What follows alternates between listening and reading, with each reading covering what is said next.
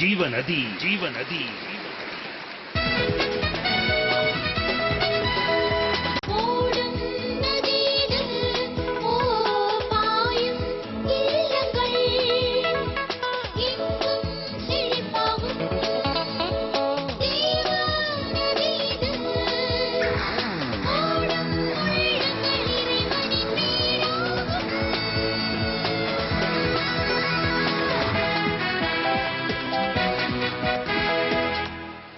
ஜீவநதி ஜீவநதி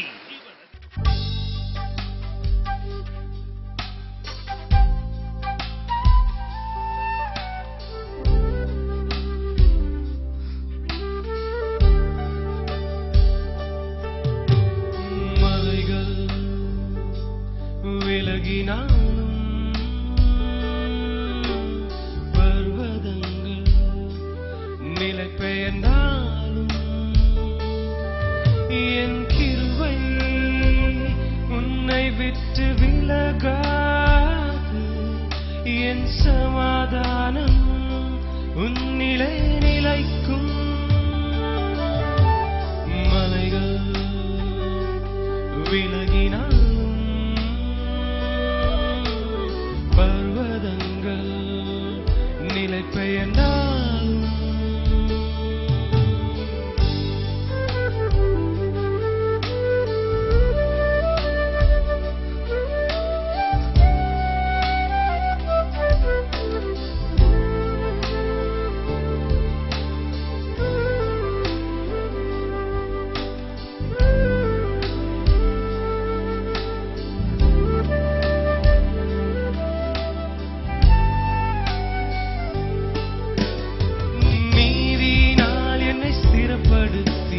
என் பட்சம் இருப்பி என் சிருஷ்டிகரும் என் நாயகர் நீரே.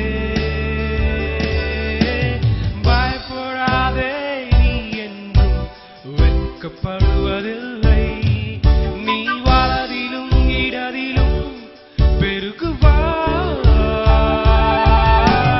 நீதியினால் என்னை ஸ்திரப்படுத்தி என் பட்சம் இருப்பி என் சிருஷ்டிகரும் என் நாயகரும் நீரே. பயப்படாதே, நீ என்றும் வெட்கப்படுவதில்லை. நீ வலதிலும் இடதிலும் பெருகுவாய். மலைகள் விலகினாலும் பர்வதங்கள் நிலை பெயர்ந்தாலும் என் கிருபை உன்னை விட்டு விலகாது. என் சமாதானம் உன்னிலே நிலைக்கும்.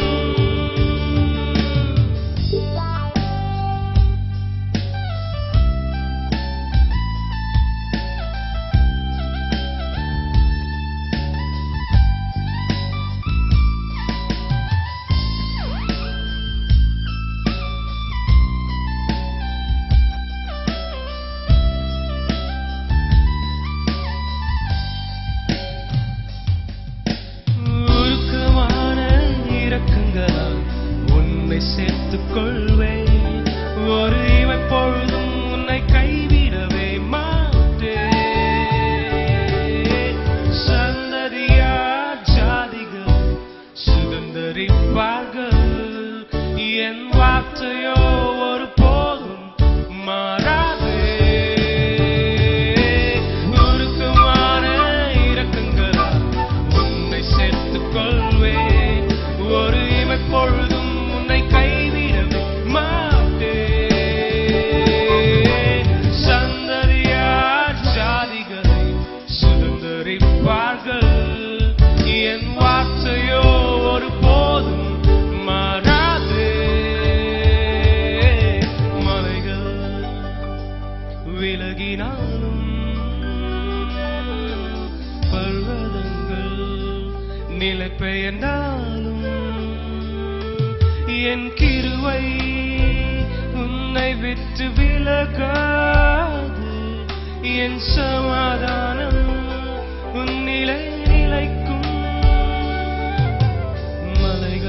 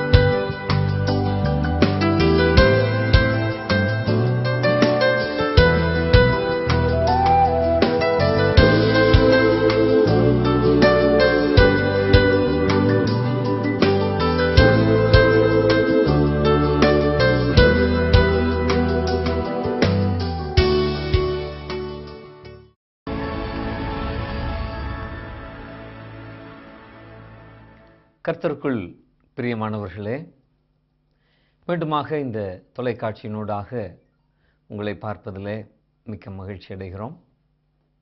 தொடர்ந்து நீங்கள் எங்களுக்கு அனுப்பி வைக்கின்ற ஒவ்வொரு ஜெபத் தேவைகளுக்காகவும் நாங்கள் ஜெபித்து வருகிறோம். கர்த்தராகிய இயேசு கிறிஸ்து நிச்சயமாக அந்த ஜெபத் தேவைகளுக்கான பதில்களை சீக்கிரமாக தந்து உங்களை ஆசீர்வதித்து உங்களை வழிநடத்துவார் என்பதில் சந்தேகமில்லை. ஏனென்றால் அவர் வாக்கு மாறாதவர். ஆண்டவராகிய இயேசு சொன்னார், வருத்தப்பட்டு பாரம் சுமக்கிறவர்களே, நீங்கள் எல்லாரும் என்னிடத்தில் வாருங்கள், நான் உங்களுக்கு இளைப்பாறுதல் தருவேன் என்று. அப்படியாய் வாக்கு பண்ணின தேவன் நிச்சயமாய் உங்களுக்கு இளைப்பாறுதல் தந்து உங்களை ஆசீர்வதிப்பார். இன்றைய நாளிலும் வேதத்தின் சில பகுதிகளை வாசித்து ஆண்டவருடைய வார்த்தைகளை உங்களோடு பகிர்ந்து கொள்வதிலே மிக்க மகிழ்ச்சி அடைகிறேன். 9வது சங்கீதத்திலிருந்து சில வார்த்தைகளை இந்த நாளிலே நாம் தியானிக்க போகிறோம். இந்த வேத புத்தகத்தில் பலவிதமான கோணங்களிலே நமக்கு ஆலோசனைகளையும் ஆறுதல்களையும் தேறுதல்களையும் ஆண்டவர் கொடுத்திருக்கிறார். இந்த 9வது சங்கீதத்தை தாவீது என்கின்ற ஒரு ராஜா எழுதினார். அவருடைய வார்த்தைகளை நாம் இந்த நாளில் நம்முடைய தியானத்துக்கு எடுத்துக்கொள்ளப் போகிறோம். சங்கீதம் 9:9 இப்படி சொல்லுகிறது, சிறுமைப்பட்டவனுக்கு கர்த்தர் அடைக்கலமானவர், நெருக்கப்படுகிற காலங்களில் அவரே தஞ்சமானவர். சிறுமைப்பட்டவனுக்கு கர்த்தர் அடைக்கலமாம். இந்த சிறுமைப்பட்டவன் யார்?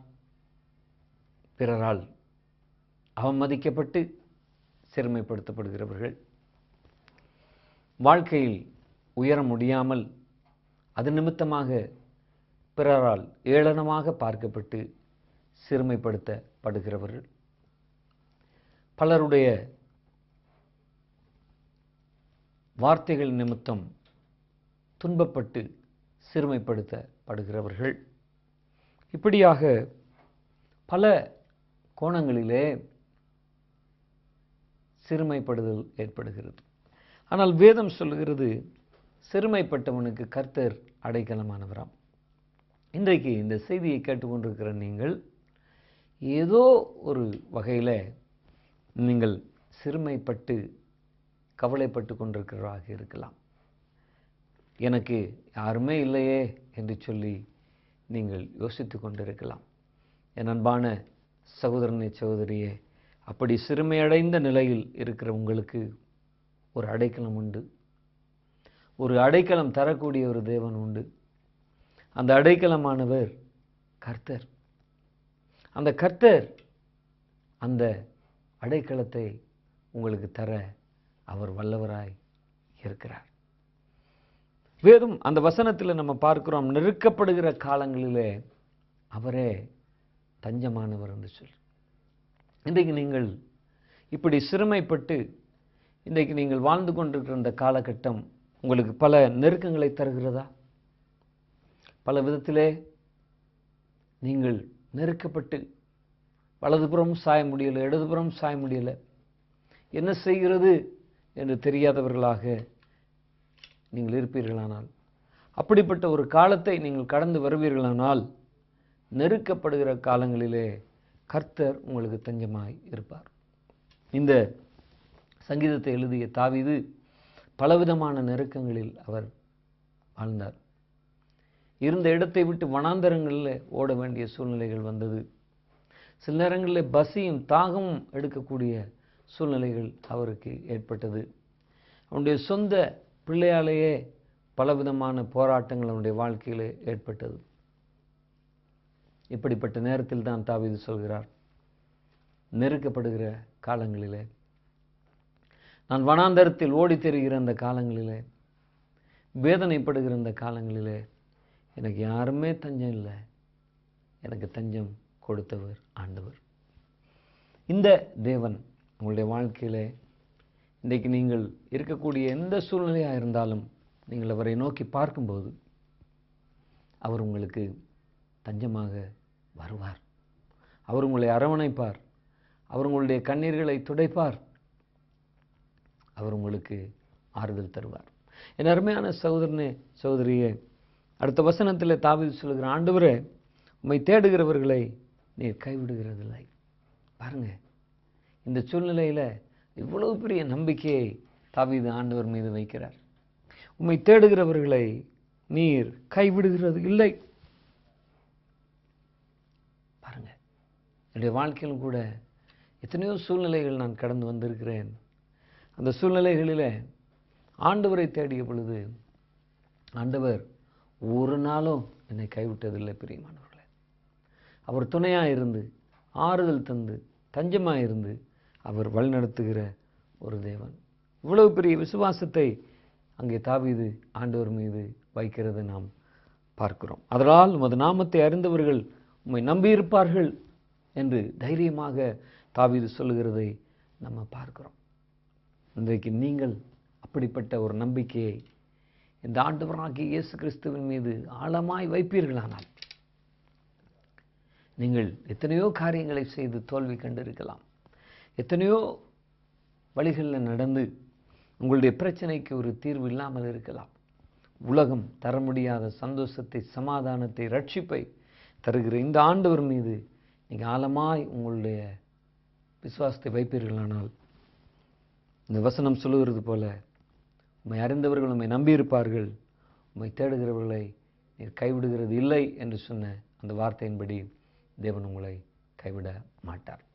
மேலும் தொடர்ந்து இந்த தாவீது இந்த 9வது சங்கீதத்திலே 13ஆம் வசனத்திலே ஆண்டவரை பற்றி இப்படி சொல்கிறார். மரண வாசல்களில் இருந்து என்னை தூக்கி விடுகிற கர்த்தாவே, என் துதிகளை எல்லாம் நான் ஏறெடுப்பேன் என்று சொல்கிறார். மரண வாசல்களிலிருந்து அவர் தூக்கி எடுக்கிறவர். ஒருவேளை இந்த செய்தியை பார்த்து கொண்டிருக்கிற நீங்கள் பலவிதமான நோயின் கொடுமைகளால், சரீரத்தில் வேதனைகளினால, துன்பங்களினால நீங்கள் வேதனைப்பட்டு கொண்டிருக்கிற ஒருவராக இருக்கலாம். எவ்வளவோ காலமாக இந்த கொடிய வியாதி உங்களை தாக்கி கொண்டிருக்கிறது. மினிய வியாகுலங்கள் உங்களை வேதனைப்படுத்தி கொண்டிருக்கிறது. பயப்பட வேண்டாம். இந்த அனுபவத்தை பாருங்க. மரண வாசல்களில் இருந்து என்னை தூக்கி விடுகிற கர்த்தர் என்று தாவீது சொல்கிறான். அருமையானவர்களே, அவர் தாவீதுக்கு மட்டுமல்ல, என்னுடைய வாழ்க்கையில் நான் எத்தனையோ தடவைகள் மரண வாசலை நான் சந்தித்திருக்கிறேன். பிரயாணங்களின் போது, துன்பங்களின் போது, சத்துருக்கள் வந்த பொழுதெல்லாம் மரண வாசல்களை நான் சந்தித்திருக்கிறேன். பிரியமானவர்களே, ஆண்டவரே, உம்மை நான் நோக்கி பார்க்கிறேன், எனக்கு உதவி செய்யும் என்று ஜெபிக்கும் பொழுதெல்லாம் கர்த்தர் கூட இருந்து மரண வாசல்களில் இருந்து அடியனை தூக்கி விட்டிருக்கிறார். தாவீதை தூக்கி விட்ட தேவன் என்னை தூக்கி விட்டிருக்கிறார். என்னை தூக்கி விட்ட தேவன் உங்களையும் தூக்கி விடுவார். அவன் நம்பிக்கையை வைக்காதீங்க. நிச்சயமாய் எந்த பலவீனங்கள் இருந்தும் அவர் உங்களுக்கு விடுதலை தர முடியும். எந்த துன்பங்களிலிருந்தும் அவர் உங்களுக்கு விடுதலை தர முடியும். ஆனால் நீங்கள் அவர் மீது வைக்கிற அந்த விசுவாசத்தை பொறுத்தது. இந்த நாளிலும் ஆண்டவர் உங்களுக்கு உதவி செய்ய ஒரு வல்லவர். தொடர்ந்து நாம் இந்த சங்கீதத்தை பார்க்கும் பொழுது 18ஆம் வசனத்திலே, எளியவன் என்றைக்கும் மறக்கப்படுகிறதில்லை, சிறுமைப்பட்டவர்களுடைய நம்பிக்கை ஒருபோதும் கெட்டுப்போவது இல்லை என்று சொல்லுகிறார். சில நேரங்களில் மனித வாழ்க்கையில் நாம் சிறுமைப்படும் பொழுது மற்றவர்கள் நம்மை இகழலாம். இவர்கள் கீழே விழுந்து விட்டார்கள் என்று சொல்லும் பொழுது உலகம் இகழ்ச்சியை கொடுக்கும். சரியான வருமானம் இல்லை என்றால் உலகம் தூஷிக்கும், இகழ்வார்கள், கேலி செய்வார்கள், பரியாசம் பண்ணுவார்கள். ஆனால் ஆண்டவர் அப்படி செய்ய மாட்டார். வேதத்திலே சொல்லப்பட்டிருக்கிறது, சிறுமைப்பட்டவர்களுடைய நம்பிக்கை ஒருபோதும் அவர் கெட்டு போகாது. நீங்கள் இந்த ஆண்டவர் மீது இப்படிப்பட்ட ஒரு பரிபூர்ண நம்பிக்கை வைப்பீர்களானால் இந்த சிறுமைப்பட்ட சூழ்நிலையிலும் ஆண்டவர் உங்களை கைவிட மாட்டார். உங்களை இந்த சிறுமையிலிருந்து தூக்கி எடுப்பார். வேதம் சொல்லுகிறது, அவர் புழுதியில் உள்ளவனை தூக்கி எடுப்பாராம். அவர் ராஜாக்களோடு நம்மை பந்தி அமர பண்ணுவாராம். உண்மையாக அவர் அப்படி செய்வார். எனக்கு செய்வாரா என்று நீங்கள் கேட்கலாம். நிச்சயமாய் நீங்களும் இவர் மீது விசுவாசம் வைப்பீர்களானால் இந்த ஆண்டவர் உங்களுடைய வாழ்க்கையிலே நிச்சயமாகவே உங்கள் சிறுமைத்தனத்திலிருந்து உங்களுக்கு விடுதலை கொடுத்து உங்களை மரணத்தின் பிடியிலிருந்து தூக்கிவிட்டு உங்கள் கண்ணீர்களை துடைத்து உங்களை ஆசீர்வதிப்பார். பிரியமானவர்களே, இந்த வார்த்தை ஜீவனுள்ளது. அவர் தஞ்சம், அவர் அடைக்கலம், அவர் கைவிட மாட்டார். இந்த ஆண்டவரை நம்பிய எத்தனையோ பேரை நான் வாழ்க்கையில் பார்த்துருக்கிறேன். ஓடி வந்து எங்களுக்கு மிகவும் பிரச்சனை ஐயா, எங்களுக்காக ஜெபம் பண்ணுங்கள் என்று கண்ணீரோடு வந்தவர்களுக்கு நாங்கள் ஜெபம் பண்ணி இருக்கிறோம். ஆண்டவர் இந்த வார்த்தையின்படி அவர்களுக்கு தஞ்சமாய், அவர்களுக்கு அடைக்கலமாய், அவர்களுடைய கூப்பிடுதலை கேட்டு, சிறுமைப்பட்டவருடைய கூப்பிடுதலை மறவாமல் ஆண்டவர் அவர்களுக்கு உதவி செய்திருக்கிறார். கண்ணீர்களை துடைத்திருக்கிறார். பிசாசின் பிடியிலிருந்து விடுதலை கொடுத்திருக்கிறார். தொடர்ந்து குடும்பத்தில் வருகிற சாபங்களிலிருந்து விடுதலை கொடுத்திருக்கிறார். சந்தோஷத்தை கொடுத்திருக்கிறார். சமாதானத்தை கொடுத்திருக்கிறார். வேலையை கொடுத்திருக்கிறார். அற்புதங்களை செய்திருக்கிறார். அந்த ஆண்டவர் இன்றைக்கு விசுவசிப்பீர்களானால் உங்களுடைய வாழ்க்கையிலும் அதை செய்ய வல்லவர். ஏனென்றால் அவர் வாக்கு மாறாதவர். வருத்தப்பட்டு பாரம் சுமக்கிறவர்களே, நீங்கள் எல்லாரும் என்னிடத்தில் வாருங்கள், நான் உங்களுக்கு இளைப்பாறுதல் தருவேன் என்று சொன்ன தேவன் உண்மை உள்ளவர். அவர் நடத்துவார். உங்களுக்காக நான் ஜெபிக்கட்டும். நீங்கள் எந்த சிறுமையில் இருந்தாலும் சரி, எந்த இடுக்கணில் இருந்தாலும் சரி, தஞ்சம் அற்றிருந்தாலும் சரி, இந்த நாளில் இப்பொழுது எங்களை மூடி இந்த ஜெப வேளையில் இயேசுவே எனக்கு உதவி செய்யுங்க. உங்கள் உள்ளத்தில் நினைத்து கொள்ளுங்கள், ஆண்டவரே இயேசுவே என் சிறுமையை போக்குங்கள், இயேசுவே என் கண்ணீரை போக்குங்கள், இயேசுவே துயரப்படுகிற எனக்கு இதிலிருந்து விடுதலையை கொடுங்கள் என்று சொல்லி நீங்கள் உள்ளத்திலே அவரை நோக்கி கூப்பிடுங்கள். நான் உங்களுக்காக ஜெபிக்கட்டும். கர்த்தர் நிச்சயமாய் உங்களுக்கு உதவி செய்ய அவர் வல்லவர். அன்பின் பரலோக பிதாவே, இப்பொழுதும் இந்த நிகழ்ச்சியை பார்த்து கொண்டிருக்கிற ஒவ்வொருவருக்காகவும் ஜெபிக்கிறேன். ஆண்டவரே, நீங்கள் வாக்குத்தத்தம் மாறாதவர்கள். தகப்பனே, உம்முடைய வார்த்தையின்படியே சிறுமைப்பட்டவனுக்கு கர்த்தர் அடைக்கலமானவர், நெருக்கப்படுகிற காலங்களில் அவரே தஞ்சமானவர் என்று சொல்லப்பட்டிருக்கிற வார்த்தையின்படி இப்பொழுதும் இந்த நிகழ்ச்சியை பார்த்து கொண்டிருக்கிறவர்கள் நெருக்கப்பட்ட சூழ்நிலையில் இருந்தாலும், ஆண்டவரே சிறுமைப்பட்ட சூழ்நிலையில் இருந்தாலும், இப்பொழுதும் இந்த ஜெபத்தை கேட்டு சிறுமைப்பட்டவர்களுடைய கூப்பிடுதலை மறவாத தேவனாயிருக்கிற கர்த்தர் இவர்களுக்கு உதவி செய்வீராக. இவர்களை தூக்கி விடுவீராக. இவர்களை ஆசீர்வதிக்கும்படியாக நான் ஜெபிக்கிறேன் சுவாமி. நீர் விசுவாசத்தோடு ஜெபிக்கிற ஜெபத்தை கேட்டு நன்மை செய்கிற தேவன். கர்த்தராகிய ஆண்டவர் இப்பொழுதும் ஜெபித்து கொண்டிருக்கிற ஒவ்வொருவருக்கும் கிருபை கொண்டு அவர்களை ஆசீர்வதிக்கும்படியாய் இயேசு கிறிஸ்துவின் நாமத்தில் ஜெபிக்கிற நல்ல பிதாவே, ஆமென். அன்பானவர்களே, நாங்கள் தொடர்ந்து உங்களுக்காக ஜெபிப்போம். உங்களுக்கு ஜெப தேவைகள் இருக்குமானால் திரையில் காட்டப்படுகிற தொலைபேசி எண்களோடு நீங்கள் எங்களோடு தொடர்பு கொள்ளுங்கள். சனி ஞாயிற்றுக்கிழமைகளில் எங்களுக்கு கூட்டம் இருப்பதனாலே உங்களுடைய தொலைபேசி அழைப்புக்கு ஒருவேளை பதில் கொடுக்க முடியாமல் இருக்கலாம். ஆகவே திங்கள் முதல் வெள்ளி வரை நீங்கள் உங்களுக்கு வசதியான நேரத்திலே நீங்கள் எங்களோடு தொடர்பு கொள்ளலாம். உங்களுக்காக ஜெபிக்கவும், உங்களுக்கு கர்த்தரிடத்திலிருந்து நன்மைகளை பெற்றுத்தரவும் நாங்கள் வாஞ்சியாக இருக்கிறோம். இதை நாங்கள் மனுக்குலத்திற்கு செய்கின்ற ஒரு பெரிதான சேவையாக கருதுகிறோம். கர்த்தர் உங்களை ஆசீர்வதிப்பாராக.